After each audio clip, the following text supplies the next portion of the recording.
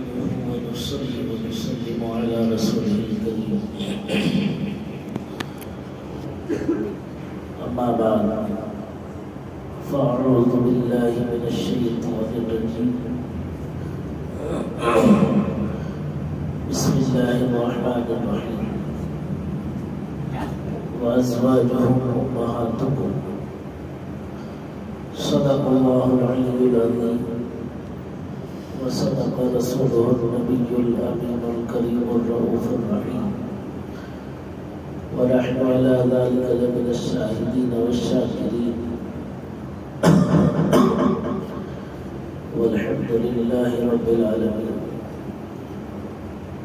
درود پاک پڑھیں اللهم صل على سيدنا ومولانا محمد المعدن الجود والكرم وآله وصحبه وبارك وسلم صلاة وسلاما عليك يا رسول الله صلاة وسلاما عليك يا حبيب الله صلى الله تعالى عليه وسلم.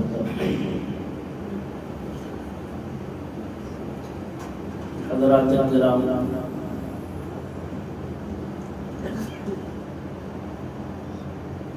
جیسا کہ آپ تمامی حضرات کو معلوم ہے،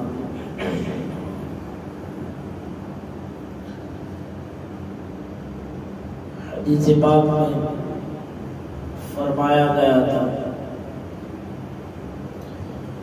کہ قرب قیامت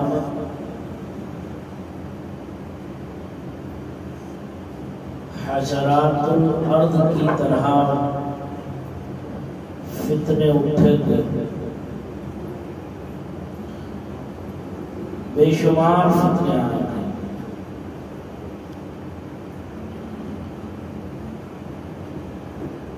اور زمانہ پر فتن ہوگا.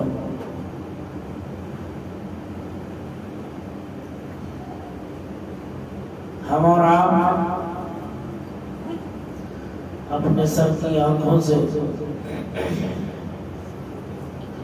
فرمان رسول کو مکمل ہوتا ہوا دیکھ رہے ہیں، اور کیوں نہ ہو صادق و مصدوق کا فرمان، امین کا فرمان، رب ذوالجلال کے محبوب کا فرمان،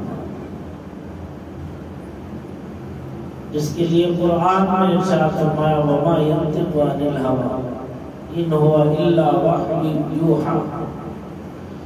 وہ اپنی طرف سے کچھ نہیں کہتے، اپنے آپ سے کچھ نہیں کہتے، بلکہ وہ وہی کہتے ہیں جو وحی ہوتی ہے، اور وہی وحی الہی ہے.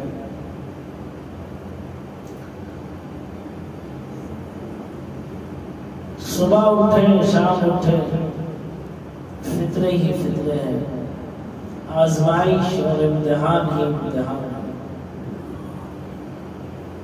ایک حدیث میں آقا کائنات نے ارشاد فرمایا تھا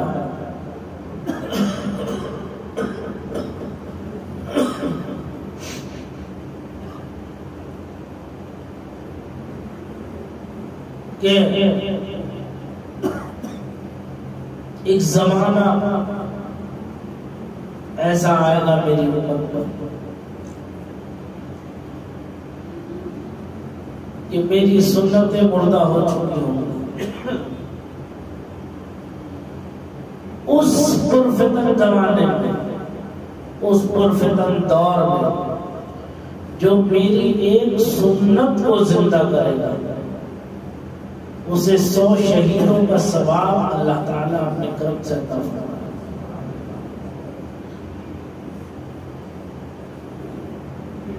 کون شہید؟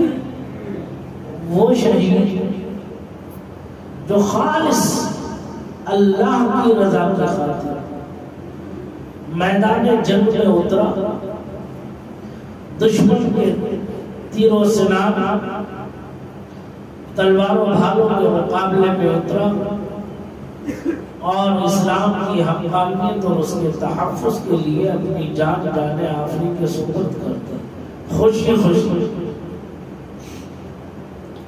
جس میں ذرا سا بھی کوئی لالچ نہیں، طمع نہیں، کوئی دنیاوی چاہت نہیں، خالص اللہ کی رضا کے لیے۔ آقا فرماتے ہیں ایک سنت کو زندہ کرنے پر 100 شہیدوں کا ثواب اللہ تعالیٰ اس بندے مومن کو عطا فرماتا ہے جو اس پر عمل کرتا ہے۔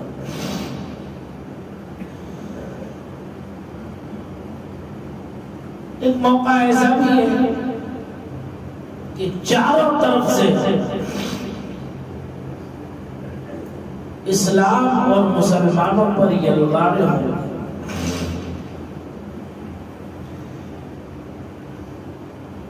ایک حدیث شریف میں آقا نے ارشاد فرمایا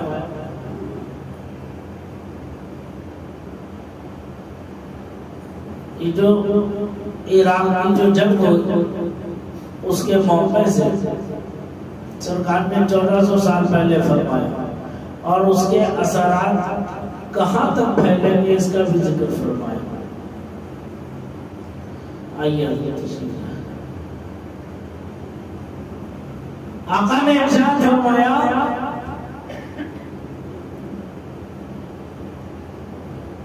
ایران کی جو جنگ ہے وہ ذهب اسود کے لیے ہوگی۔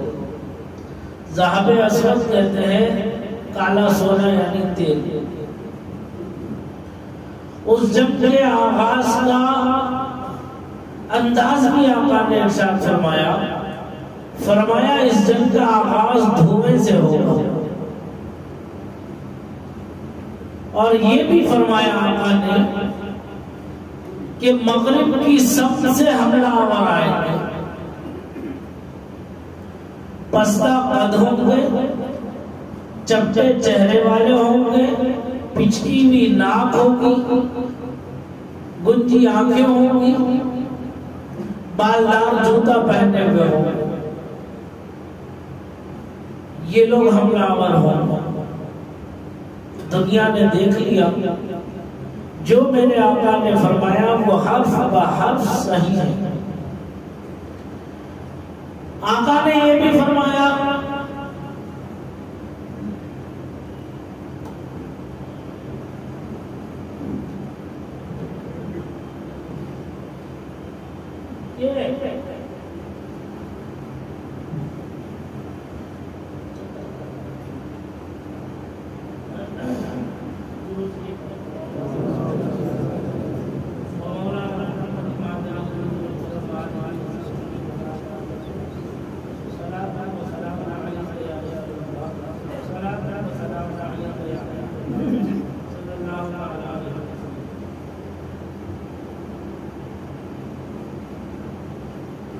آقا نے یہ بھی فرمایا یہ جنگ جو ہے ایک ناپائیدار صلح کو پہنچے رکے گی۔ 91 میں جو حالات پیش آئے تھے تو صلح ہوئی تھی، وہاں صلح ہونے کے بعد رک گئی، لیکن پھر سن 2000 کے بعد جو جنگ ہوئی وہ صلح ٹوٹ گئی۔ ایک حدیث میں آقا نے ارشاد فرمایا کہ دشمن حملہ آور ہوگا، ایک مسلمان کو دشمن گھیرا ہوا ہوگا، اسے مارتا ہوگا، پیٹتا ہوگا، اسے کمزور کرتا ہوگا، اور دوسرا اس کا بھائی کھڑے ہو کر تماشا دیکھتا ہوگا، وہ اس کی مدد کے لیے نہیں پہنچے۔ جب دشمن اس کی کمر توڑ دے گا، اسے اس لائق نہیں چھوڑے گا کہ یہ دوبارہ جلد سے کھڑا ہو سکے، تو اب یہ اس کی طرف پلٹے گا جو کھڑے ہو کر تماشا دیکھ رہا ہے۔ آقا فرماتے ہیں یہ اس کی بھی کمر توڑ دے گا، اور پھر اس کے بعد اس تیسرے کی طرف کو دوڑے گا جو کھڑے ہو کر تماشا دیکھ رہا ہے۔ ایسے ہی یہ بات دیگرے ایک کی کمر توڑتا ہوا ہی آگے، اور یہ جب پوری دنیا پر مسلط ہے۔ یہ جو کچھ حالات بن رہے ہیں، پیارے آقا مصطفیٰ جان رحمت صلی اللہ علیہ وسلم کے فرمان ذیشان کے عین مطابق یہ پوری دنیا کو اپنی لپیٹ میں لے لیا، اور ایک ایک کر کے دشمن جو ہے مسلمانوں کی کمر ہوتا ہوا ہے۔ آقا فرماتے ہیں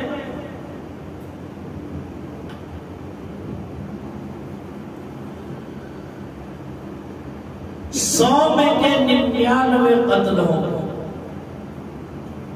100 میں کے 99 قتل ہوں گے، گھماسان کی جنگ ہوگی، اور جب یہ حالات پیش آ جائیں تو ان میں سے اکثر وہ لوگ جائیں گے جو صرف نام کے مسلمان ہیں، اکثریت ان کی ہوگی جو صرف نام کے مسلمان ہوں گے، جو اسلام اور قرآن سے دور ہوں گے، اس کی تعلیمات و ہدایات سے دور غافل ہوں گے۔ صورت دیکھنے کی تو مسلمانوں کی سی ہوگی، لیکن سیرت مسلمانوں کی سی نہیں ہوگی۔ کل مٹھی بھر لوگ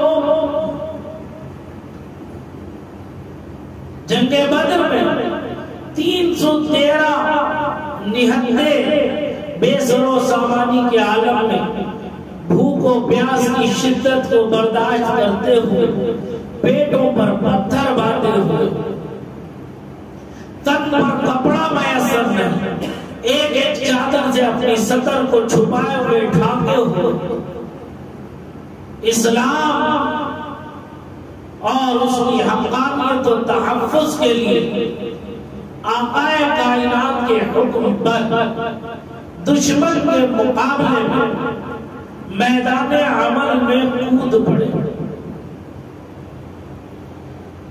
نہ جنگ کا ساز و سامان ان کے پاس موجود تھا، نہ وہ تیر و تفنگ تھے، نہ تلوار و بھالے و نیزے تھے، نہ گھوڑے تھے، نہ جوڑے تھے،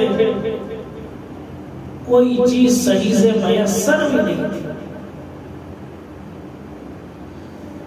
جس کے پاس جو چیز آ گئی ہاتھ میں، لکڑی آ گئی تو لکڑی ہی صحیح، چھڑی آ گئی تو چھڑی ہی صحیح، لے کر کے وہ میدان عمل میں اللہ کی رضا کی خاطر اسلام کی حقانیت کے لیے اپنے آقا کے فرمان کے مطابق دشمن اسلام کے مقابلے میں اتر پڑے تھے۔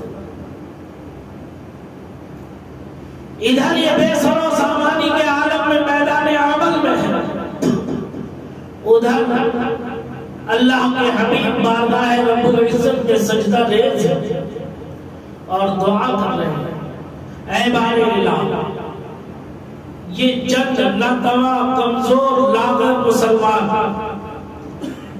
تجھ پر ایمان رکھتے ہیں، تیرے رسول پر ایمان رکھتے ہیں، تیرے پیغام کو عام کرنے کے لیے، تیرے دین اسلام کی حقانیت کو ثابت کرنے کے لیے جب دشمن ان کے سروں پر سوار ہو گئے اسلام کو مٹانے کے لیے، تو اپنے دفاع میں اسلام کی ڈھال بن کر یہ تیرے ناتواں اور کمزور بندے تیری رضا کی خاطر میدان عمل میں اترے ہیں۔ اگر آج یہ پسپا ہو گئے، اگر آج یہ رسوا ہو گئے، تو بارے الہ صبح قیامت تک تیرا نام لینے والا اس ہوئے زمین پر کوئی نہیں۔ تیرے محبوب کی گزارش ہے، درخواست ہے کہ اپنے فضل سے، اپنے کرم سے ان کی غیب سے مدد فرما۔ تو غیبی مدد فرشتوں کی شکل و صورت میں جبریل امین سدرات مکین کی قیادت میں پروردگار عالم نے آسمان دنیا سے میدان بدر میں اتروا دیا. دشمن حیرت میں ہے، سر قلم ہو رہے ہیں لیکن قلم کرنے والا نظر نہیں آتا. دشمن پسپا ہوا، رسوا و ذلیل ہوا، صبح قیامت تک ذلیل ہوا.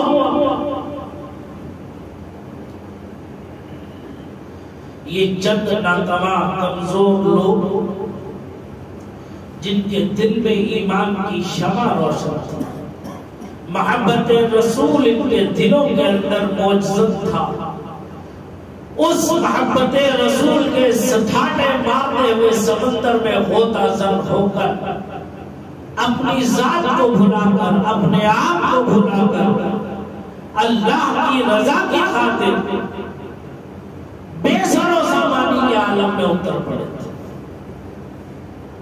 ان کی سیرت بھی مسلمانی تھی، ان کی صورت بھی مسلمانی تھی، ان کا کردار و عمل بھی مسلمانی تھی. وہ کم تھے. آج ہم کروڑوں کی تعداد میں ہو کر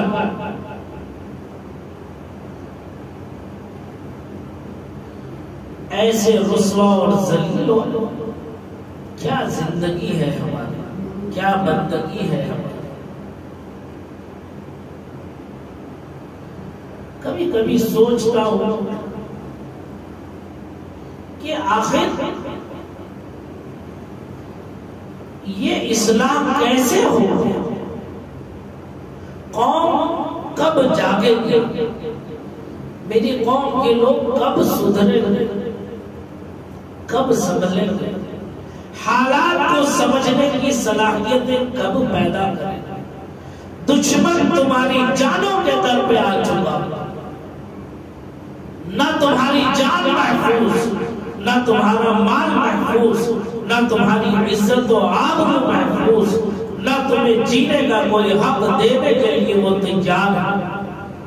چاروں طرف سے دشمن کے نرغے میں ہے، لیکن پھر بھی ہم ایسی غفلت بھری زندگی گزار رہے ہیں. عیش و سامان جٹانے میں لگے ہوئے ہیں، عیش و عشرت کا سامان کہ جس کے قائم رہنے کی ہمیں کوئی امید نہیں ہے، جس کو برتنے کا ہمیں کوئی یقین نہیں ہے.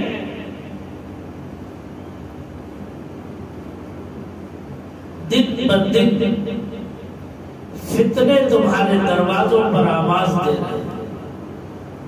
دن بدن رب کا منادی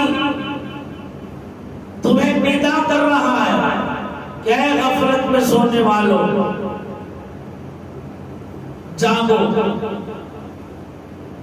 کسی شاعر نے کیا خوب کہا ہے، جاگنا ہے جاگ لے افلاک کے سائے تلے، جاگنا ہے جاگ لے افلاک کے سائے تلے، حشر تک سوتا رہے گا خاک کے سائے تلے.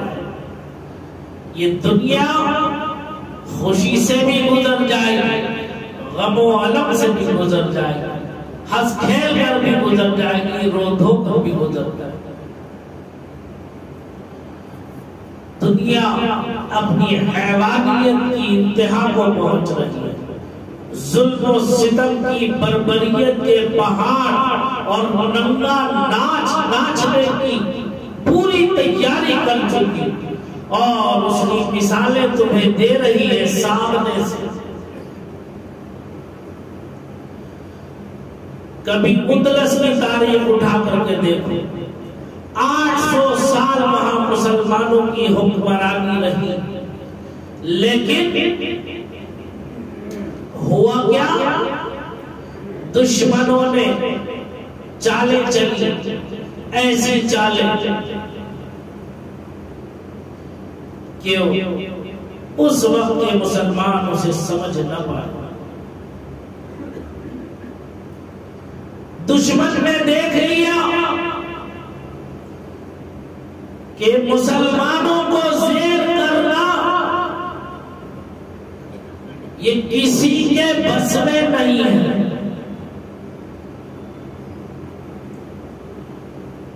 کیوں؟ اس لیے کہ ان کی حقیقت، ان کی اصل مصطفیٰ جان رحمت صلی اللہ تبارک و تعالی علیہ وسلم کی ذات سے جڑی ہوئی. محبت رسول، عظمت رسول ان کے دلوں میں زندہ ہے. جب تک ان کے دلوں میں یہ عشق رسول کی چنگاری رہے گی، شمع روشن رہے گی، تو کوئی بھی باطل طاقت ان کے اوپر غلبہ نہیں پا سکتی، ان کے اوپر حکومت نہیں کر سکتی. اسلام کی تاریخ کو انہوں نے دیکھا، اسلام کے جیالوں کو انہوں نے دیکھا، اسلام کے جانبازوں کو انہوں نے دیکھا. تم نے تو اپنی تاریخ پڑھی نہیں ہے، لیکن تمہارے دشمنوں نے تمہاری تاریخ کے ہر پہلو پر غور کیا، ہر باب کو اس کی گہرائی میں جا کر کے اسے پڑھنے کی کوشش کی. اس نے سمجھ لیا یہ ایک ہی ایسا کنیکشن تعلق ہے کہ اگر اس کی ڈور کو، اس کے کنیکشن کو کاٹ دیا جائے تو اس سے زیادہ مردہ کوئی دوسری قوم نہیں ہوگی، بے حس و بے غیرت کوئی دوسری قوم نہیں ہوگی. اس لیے عظمت رسول کو دلوں سے مٹانے کے لیے، محبت رسول کو دلوں سے نکالنے کے لیے، ہمارے ایمان و عقیدے کو کمزور کرنے کے لیے دشمن نے بہت سی چالیں چلی. کچھ اپنوں میں بھی زرخرید غلاموں کو تیار کر لیا. جب میں پڑھتا تھا تو کتابوں میں ایک واقعہ، بچوں کی حکایتوں میں یہ لکھا ہوا ہوتا تھا درس عبرت کے لیے. پہلے تو کتابوں میں بڑی اچھی اچھی باتیں آیا کرتی تھی، بڑے جانبداروں کی، محبت والوں کی، وطن سے محبت کرنے والوں کی، ملک سے محبت کرنے والوں کی، ملک پر اپنی جانوں کو قربان کرنے والوں کی حکایتیں اس کے اندر آتی تھی، تاکہ بچے ان کتابوں کو پڑھ کر ان حکایتوں کو سمجھ کر اپنے وطن سے محبت کا جذبہ پیدا کرے، اپنے ملک سے وفاداری کا جذبہ پیدا کرے. لیکن افسوس صد افسوس، آج کے یہ ظالم حکمراں، انہوں نے قسم کھا رکھی ہے ملک کو برباد کرنے کی، ملک کو تباہ کرنے کی، کہ ہمارے ملک کے چھوٹے چھوٹے نونہال بچوں کے ذہن و دماغ میں زہر گھولنے کی قسم کھا رکھی ہے ملک کو توڑنے کی. تو نصاب میں بھی، اسکول کے نصابوں میں بھی ملک کے دشمنوں کے چیپٹروں کو داخل کر کے، ایسے ملک کے غداروں کو کی تاریخ کو داخل کر کے ملک کے ماحول کو بگاڑنے کی کوششوں میں لگے ہوئے. اور یہ بے غیرت، بے حس، بے شرم، لاکھ احتجاج کرنے کے باوجود ان کی کانوں پر جوں تک نہیں رہی. جو ان کے دلوں میں آ رہا ہے وہ کر رہے ہیں. یہ سمجھ بیٹھے ہیں کہ اب تو ہمیں کرسی سے ہٹانے والا کوئی ہے نہیں، اب تو ہماری طاقت کو چھیننے والا کوئی ہے نہیں. اپوزیشن پہلے ہی نامرد ہو چکا ہے اس ملک کا. اپوزیشن کو چوڑیاں پہن کر کے بیٹھ جانا چاہیے اپنے گھروں میں، اپنی بیویوں کی ساڑیاں اور شلوار اور جمپر پہن کر کے بیٹھ جانا چاہیے ملک کے اپوزیشن لیڈروں.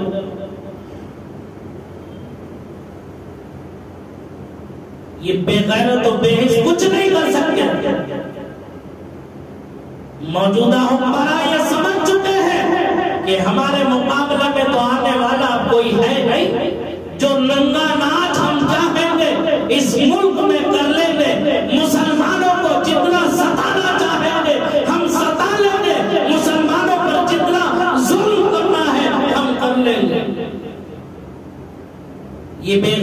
بے خبر لوگ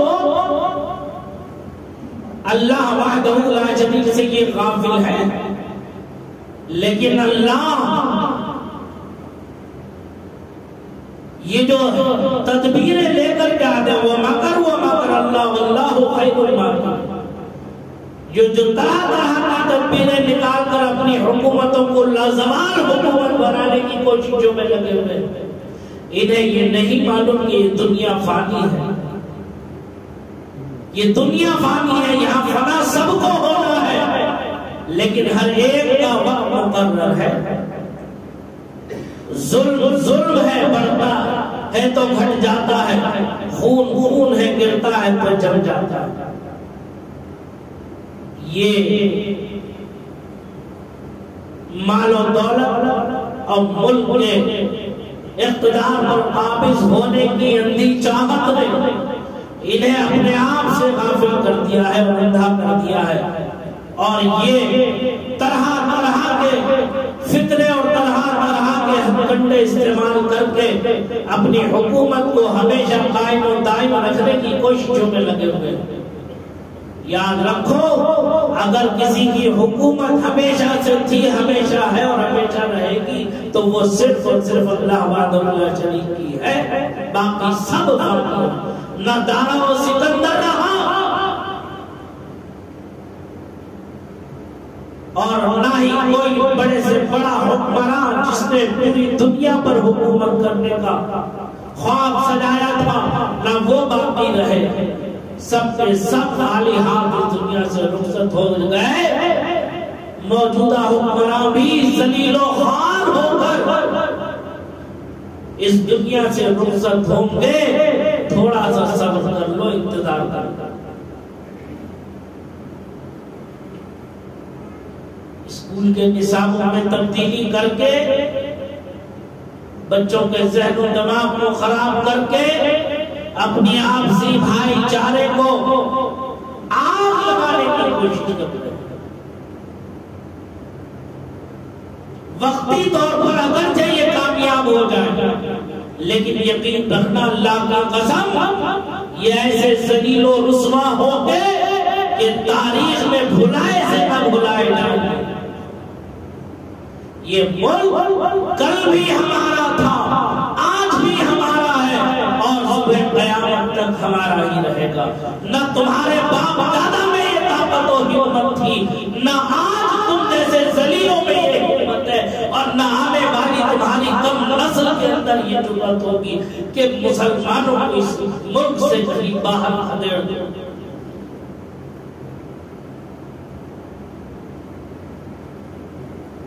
آگاہ ہو جانا چاہیے ملک کے حکمرانوں کو کہ یہ ان کی کوششیں انشاءاللہ کل بھی ناکام ہوئی، آج بھی ناکام ہوئی، لیکن افسوس ہے میری قوم پر، نہ ہمیں اپنی بات کے کہنے کا سلیقہ ہے، نہ ہمیں میدان عمل میں اترنے کا طریقہ آتا ہے۔ ہم خواب غفلت کی چادر تانے ہوئے سو رہے ہیں۔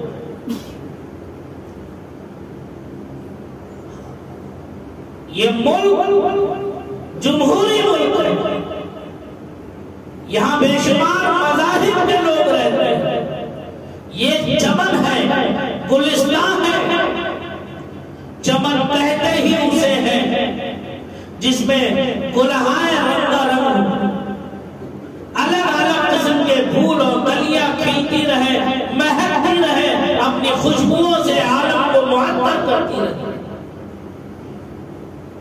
یہ ہمارا ملک بہترین گلستان ہے، گلستان۔ ہر مذہب کا ماننے والا یہاں کی مذہبی آزادی کے ساتھ رہنے کا حقدار ہے، لیکن یہ ظالم اس چمنستان کو صرف ایک باغ بنا کے رکھ دینا چاہتے ہیں۔ باغ کہتے اسے ہیں جس میں صرف ایک ہی قسم کا پھول کھلے، دوسری قسم کا پھول اس کے اندر نہ کھلے۔ یہ بھول جائے کہ ملک کبھی ہندو راج تھا، یہ نہ کل ہندو راشٹر تھا، نہ آج ہندو راشٹر ہے، اور نہ آئندہ ہندو راشٹر بنے گا۔ جب تک اللہ وحدہ لا شریک کے نام لینے والے اس ملک میں موجود رہیں گے تو یہاں اللہ کی وحدانیت کا اقرار اور اس کا اعلان کل بھی ہوتا تھا، آج بھی ہوتا ہے اور آئندہ بھی ہوتا ہے۔ کسی کی ماں نے ابھی تک ایسا کوئی بچہ نہیں جنا جو اس ملک سے مسلمانوں کو ختم کرتا۔ سمجھ میں آ رہی ہے بات؟ لیکن تمہیں اپنے آپ کو تبدیل کرنا ہے مسلمان۔ کیسے تبدیل کرو؟ ظلم و زیادتی سے نہیں، زور زبردستی سے نہیں، اخلاق سے۔ تمہیں یہ ثابت کرنا ہے کہ یہ راستی کی تیغ تھی جو تھی مسلمانوں کے پاس، یہ خنجر آہن نہیں، یہ خنجر اخلاق تھا، جس خنجر اخلاق کے ساتھ عطائے رسول والی ہندوستان خواجہ معین الدین چشتی اجمیری سنجری شہید شاہ ہندوستان رحمت اللہ تعالی علیہ نے پورے ملک کو فتح کیا تھا۔ یہاں کے باشندوں کے دلوں میں عظمت اسلام اور محبت اسلام کو اجاگر کیا تھا، موجود کیا تھا، اسلام اور مسلمانوں سے محبت کو، رواداری کو قائم کیا تھا۔ غریب نواز نے غریب نواز کے اس مشن کو دوبارہ سے زندہ کرنے کی تمام علماء، صلحاء، مفتیان کرام، سادات اور مشائخین کرام کے لیے لازم و ضروری ہے کہ وہ سلسلوں کے جھگڑوں کو ختم کرتے، سب بندیوں کو ختم کرنے، اللہ اور اس کے رسول کی وحدانیت کی خاطر، اس کے رسول کی رسالت کی خاطر، اسلام کی حقانیت اور عظمت کی خاطر جو مشن ہے اسلام کا، اس اسلام کے مشن کو آج عام کرنے کی مکمل طور پر ہمیں تک پہنچ رہنے کی ضرورت ہے۔ لیکن اس کے ساتھ ساتھ عوام کو بھی ہمارا ساتھ دینے کی ضرورت ہے۔ صرف یہ تالی ایک ہاتھ سے نہیں بچتی ہے، تالی دونوں ہاتھوں سے بچتی ہے مسلمان۔ ادھر علماء، مشائخ، سادات جو الگ الگ ٹولیوں میں بٹے ہوئے اپنے اپنے سلسلوں کو لے کر جھگڑوں میں بیٹھے ہوئے، انہیں بھی سوچنے کی، سمجھنے کی ضرورت ہے۔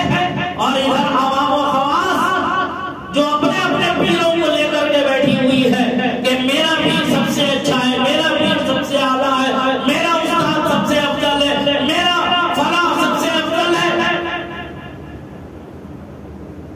سنو، تلک الرسل فضلنا بعضهم علی بعض، رسولوں میں بھی اللہ تعالیٰ نے الگ الگ کیٹیگری رکھی ہے، بعض کو بعض پر یقیناً فضیلت دی ہے، لیکن ان تمام میں سب سے افضلیت سید عالم نور مجسم صلی اللہ علیہ وسلم کی۔ ایسے ہی انسانوں میں بھی اللہ نے بعض کو بعض پر فضیلت دی ہے۔ اس کا مطلب یہ نہیں ہے کہ ہم اس پر فخر کریں یا غرور کریں، تکبر کریں۔ اس کا مطلب یہ ہے کہ جو عظمتیں، جو بلندیاں اللہ نے ہمیں عطا کی ہیں، ان کے ذریعے ہم قوم کی اصلاح کریں، قوم کی تبلیغ کریں، قوم کی صحیح رہنمائی کریں۔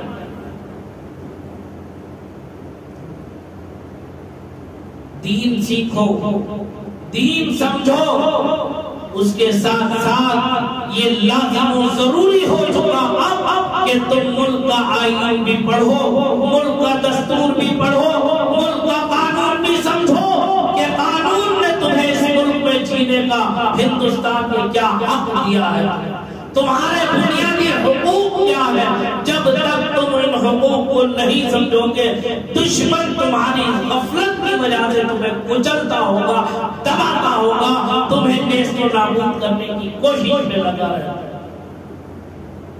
یہ کوئی قانون نہیں ہے کہ ظلم و ستم کے ساتھ جبرن کسی کو بھی جب چاہے اٹھا کر لے جائے، بغیر وارنٹ دیے گرفتار کر لے۔ یہ کس قانون کے تحت آتا ہے؟ بغیر اگر جرم کیا ہے تو جرم کی سزا، کورٹ کچہری موجود ہے، وکیل اور جج موجود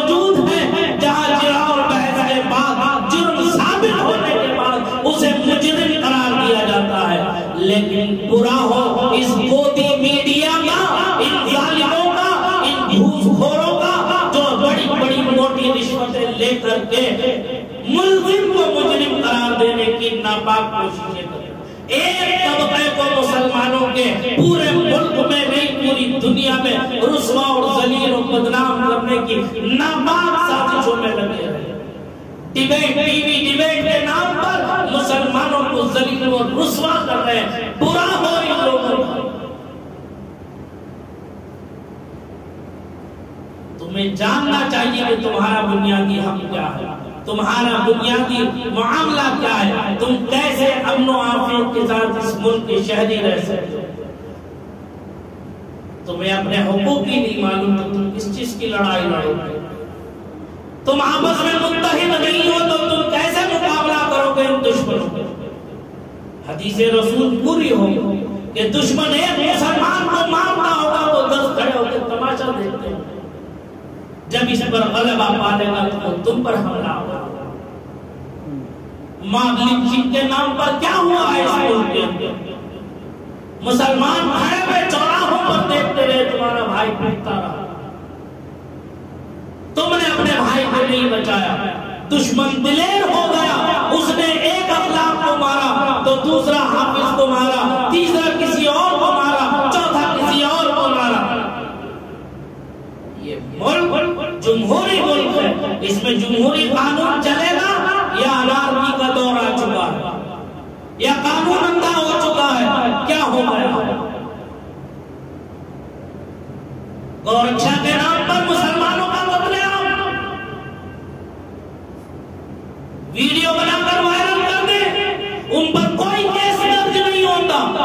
اگر مسلمان اپنے نبی کی شان میں، اپنے نبی کی عزت پر صرف احتجاج کرے، آواز حق کو بلند کرے تو اسے گولیوں سے داغ دیا جاتا۔